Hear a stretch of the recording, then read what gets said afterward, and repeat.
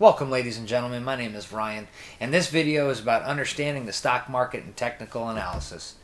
Some key points I'm going to cover are what makes the market move and how does it move. Specifically, the phases of the market, what steps it takes, how it moves, so we can get a better understanding of where we are when we're trying to make a decision on whether we want to take a trade or not. Some other things we're going to cover are some basic terms, and a little bit about understanding risk management, because that's probably one of the most important things about trading. So let's get right into it. You're looking at a daily candlestick chart of Facebook. I use TradingView. I don't know, there's lots of different platforms. I prefer TradingView. It's one of the most versatile. You can use it for free. There's no link in the description, but you can go to tradingview.com and get a free account. This one's paid for, and that's because I want real time, and there's a lot of other extra options, but that's not necessary. So, moving right along. What makes the market move? That's a really, really simple question to answer. If you're brand new to trading and you don't understand it, that's okay. It's really simple. It's supply and demand. That's it. Done. Problem solved. Thanks for watching the video. I'll see you guys later. People have something that other people want. They buy it, the supply starts going down, they start asking more money. That's it. It's that simple. The better question, which we're going to cover now, is how does it move? And that's really important. That's, to me, if you were to ask me personally, what's one of my most important things about technical analysis or understanding the stock market, it's where are we? Where are we in the market? And I'm not a professional trader, so if I miss something, absolutely feel free to correct me in the comments. Also, this is, for the most part, not edited, so I could forget something or misexplain. Is that a word? Can we make that a word right now? I could explain something poorly. Feel free to correct me. This is about learning. We're all here trying to learn. So, in general, there's two phases of the market, and that's really it. There's the market in a range and a market trending, and it could be trending up or it could be trending down. We're going to throw understanding basic terms kind of in there. I'm not going to make it its own section. We'll explain this as we go. But if we're in a range, typically that could be called consolidation. So if you're looking through some forums, you're looking at some information, and you hear the word consolidation being thrown around, that's kind of the same thing as the market being in a range. And what does that look like, in case you don't know, get a little brush, is this. That's the market in a range. That's consolidation. And the reason it's consolidation is because we're basically bouncing around within, in this particular case, we're bouncing from 114 to 222 before we decide which way we're going to go. So that's a range. That's consolidation. That's one phase of the market we can be in.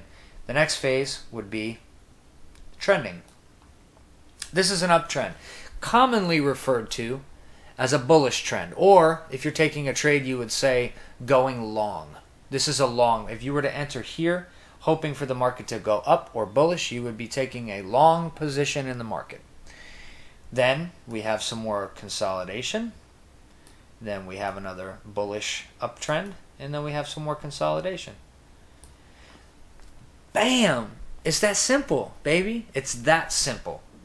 A lot of people complicate it, but I mean, it's that simple. Unfortunately, Facebook doesn't really have too many bearish trends, which would be the market trending down. And to get an example of that, we'll go to the 15-minute chart. And again, each one of these candles is 15 minutes. So this would be bearish. Whoop, if I could draw that correctly, that would be bearish, the market going down.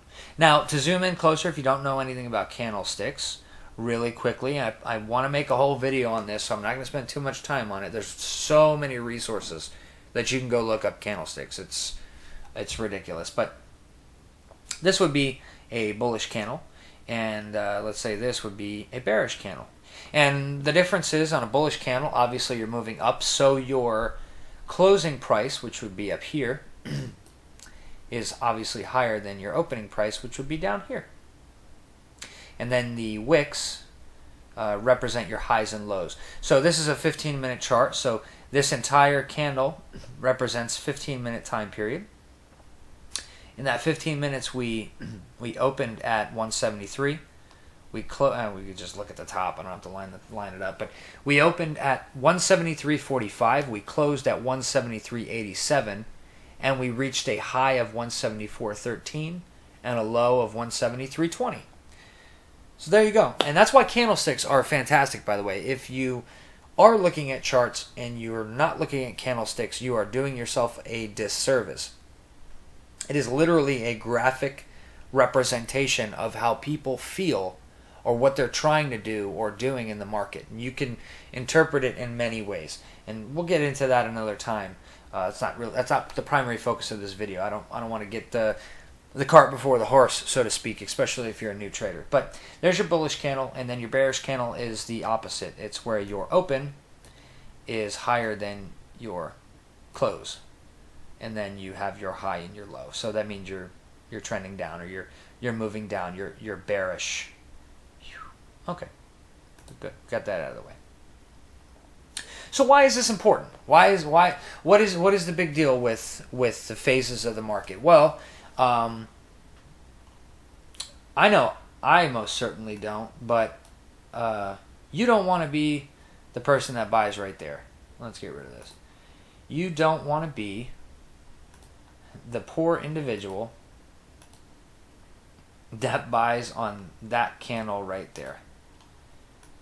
You don't want to be that person. That's not who you want to be. Well, I mean, in the long run, it worked out. But as a general rule, you don't want to be the individual that buys at the very top of a move, because that'll happen many times. If you're not paying attention, if you don't understand where you are in the market, you'll see this happening, and oh my gosh, should I jump in? I don't know if I should jump in. Where are we? Is it going to go up? Is it going to go down? And you're going to end up waiting and waiting and waiting, and then finally you're going to get this the whole fear of missing out, the whole emotional aspect of trading will kick in, and you'll buy right here, and then all of a sudden the stock will go like this, and then you may or may not. I don't know you personally, but you may freak out somewheres in here and sell your position, and then it'll go ahead and turn around. All right, and if you really get emotional about it, and that's something we're going to talk about, I think, with more risk management. But you, and I'm saying you. Normally, I speak for me. A lot of times when I talk, I try to speak only for me. But in this case, I'm going to say you. You cannot trade with your emotions. You cannot. I can't tell you how many times I missed a move or I missed profit because I was unsure of the trade, so I didn't take it.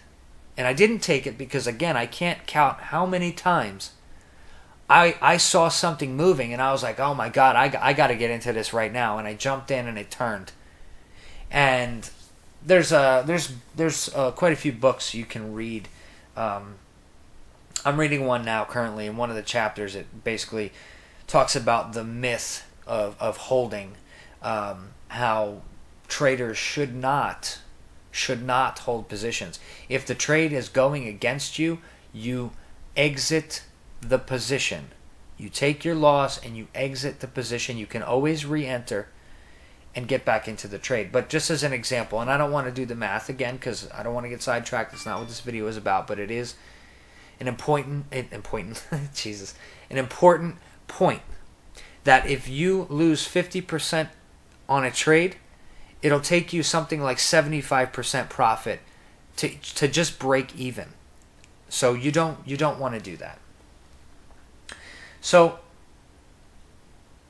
this is what's going on. I want to describe this for you because it's my belief that if you understand what you're looking at, you can make decisions so much better, especially with the market. Because most of the time, I mean, you open this up and this is really clear, cut and dry. This is like super duper cut and dry. But let's say the daily chart, looked like this.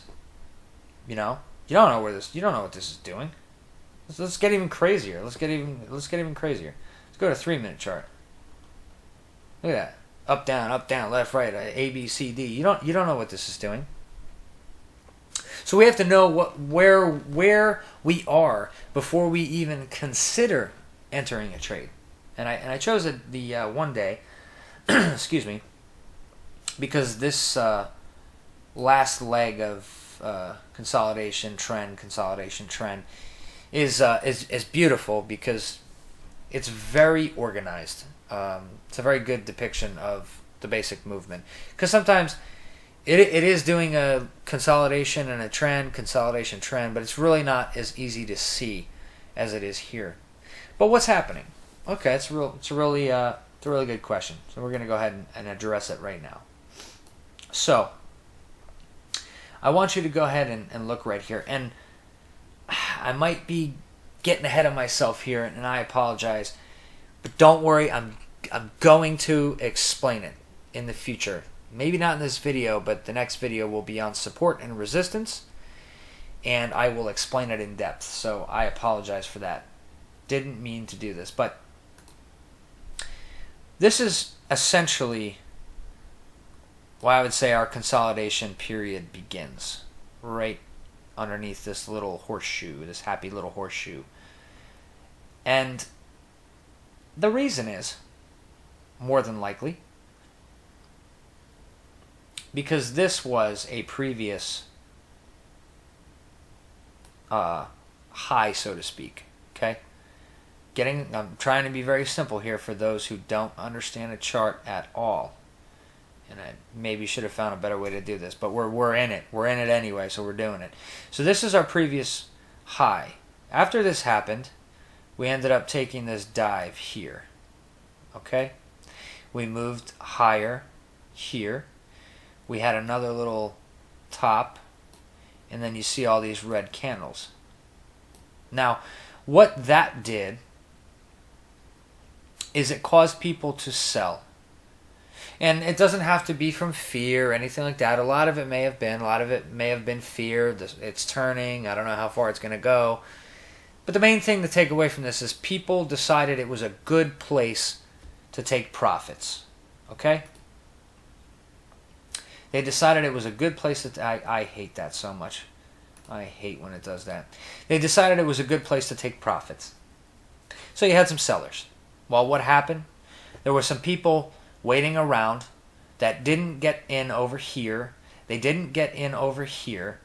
And they were waiting to get in the trade. So when these people took their profits, these guys scooped up the shares. And then it went back up again, started coming back down. And the people who didn't sell here said, "Oh man, it's changing, it's bearish, going from bullish to bearish. I got to get out of this trade."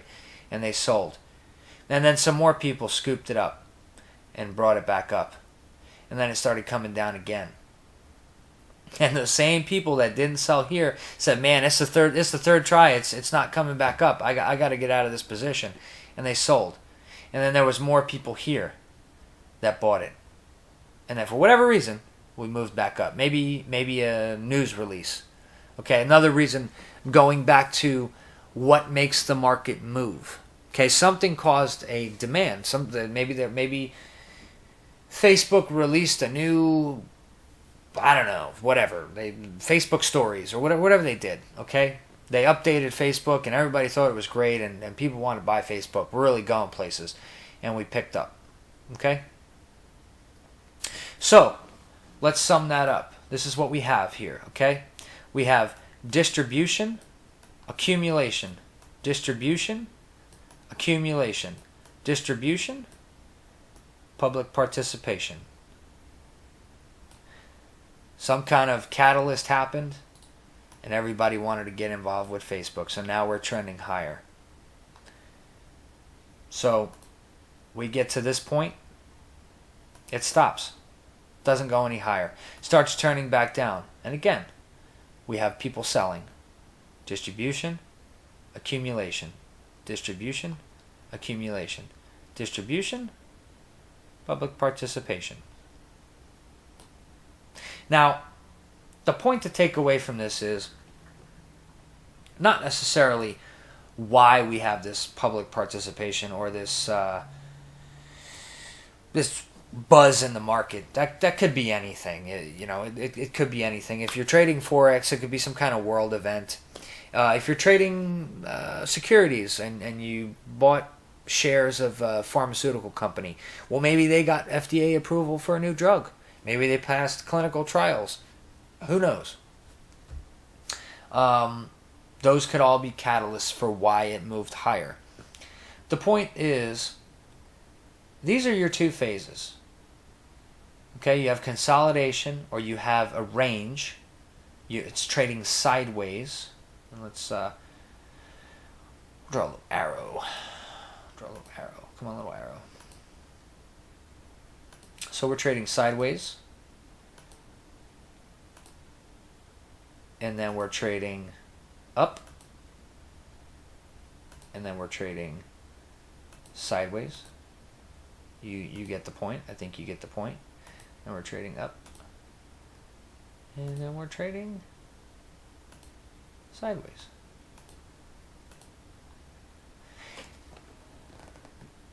That is amazing. That's amazing. And the reason it's amazing is because knowing this information, you can scroll back on a chart and look at it and say, where are we? I mean, you just look at the present. Forget all this other stuff. Where are we? We're trading sideways. Would you take a trade right now if you were, and again, this depends. We're on the daily chart, so this would be an investment or a swing trade. And a swing trade, if you don't know, is I take a trade on Monday and I sell the shares or the currency on Friday. Or I buy it in May and I sell it in October. Or I buy it in 2016 and I sell it in 2017. That could be a swing trade. A day trade would be on the 1 minute, the 2 minute, the 5 minute, and I captured this move here. Okay, and again, it's the same concept no matter what time frame you're looking at. We're trading sideways, we're trending up. Okay, that's it. That's the difference between day trading and swing trading. So, but the beautiful thing about that is, you know now whether or not you want to enter the trade.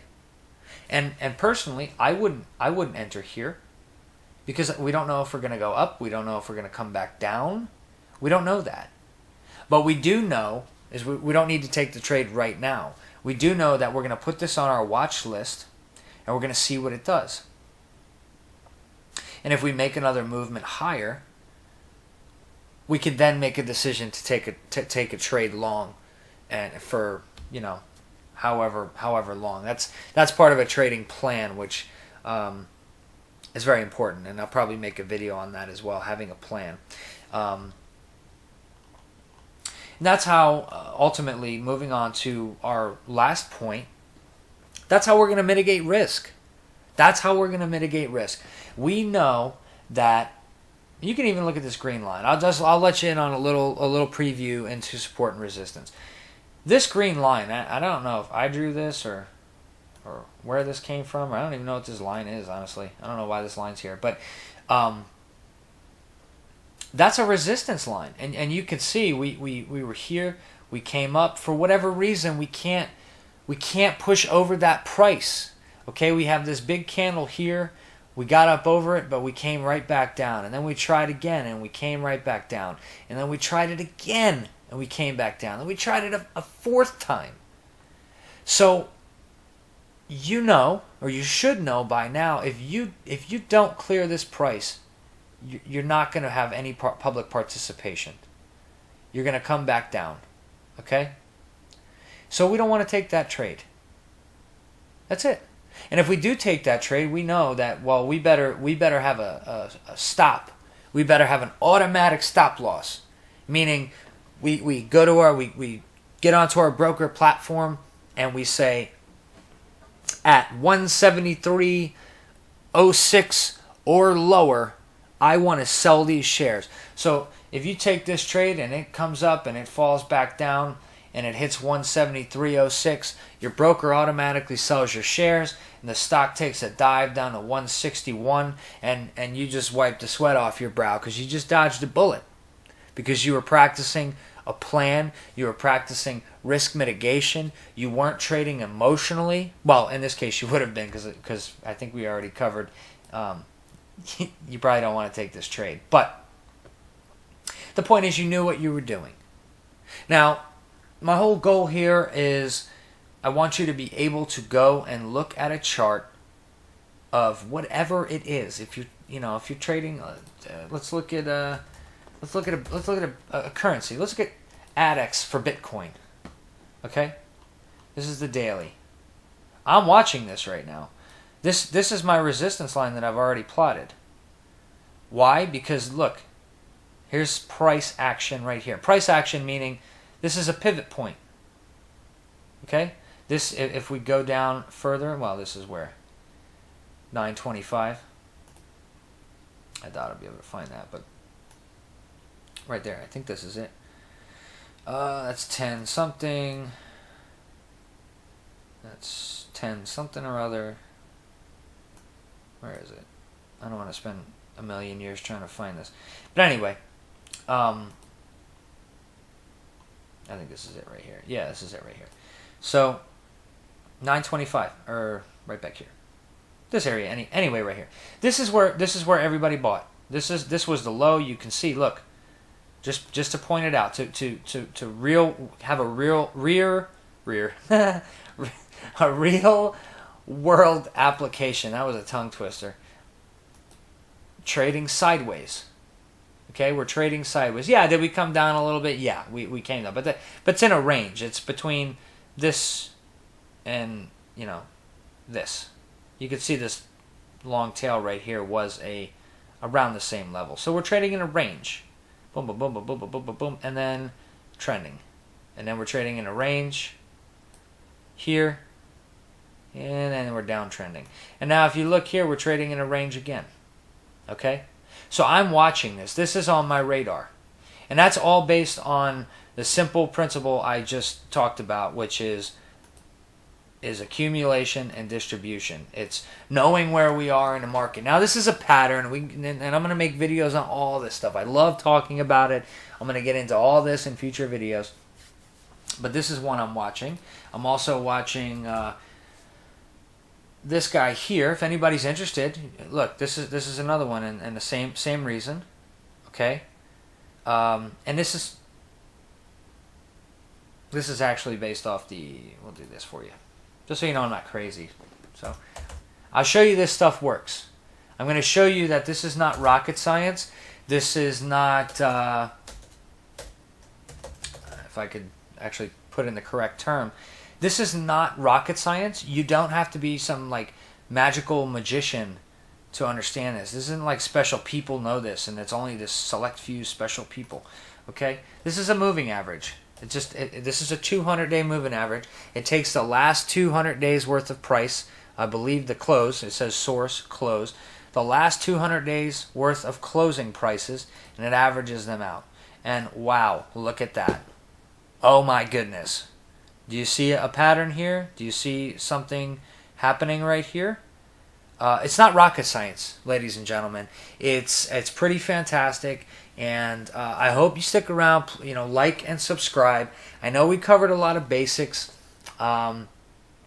real simple stuff. A lot of traders already know this, but do me a favor, like and subscribe if I helped you.